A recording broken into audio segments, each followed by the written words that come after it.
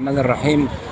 بناء على شكاوى المواطنين في شارع الدكتور لاشين على بعض التجار انشاء شوادر مقيمه بتاعت اللحوم واغلاق الطريق العام، مما ادى الى حدوث بعض وفيات من اعطال سيارات الاسعاف لدخولها الى مقر مستشفى في الدكتور لاشين، مما ادى اليها تم رفع هذه البلاغات الى رئيس حي الهرم، وقامت حمله مكبره من الشرطه والمرافق برفع جميع الاشغالات الان. طبعا ده جهود مشكوره من رئاسه حي الهرم. نشكر طبعا المهندس طه عبد الصادق رئيس حي الهرم، والاستاذ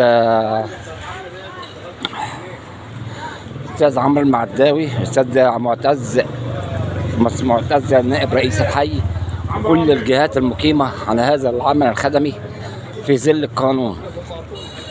وده فيديو مسجل تمام على ارض الطبيعه الان الساعه 11 صباحا.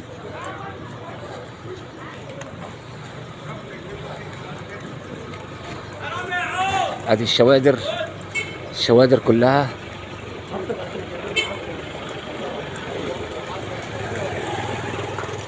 ده سوق تجاري عاملينه سوق تجاري، وده شوادر مقيمه في قلب الشارع معطله الطريق العام.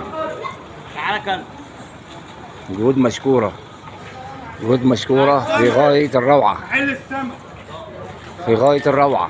الشرطه ونائب رئيس الحي وجميع قيادات الاشغالات كلها مقيمه على هذا العمل الخدمي. جهود مشكوره جدا جدا جدا من رئاسه حي الهرم. نشكرهم على متابعه جميع الاحداث.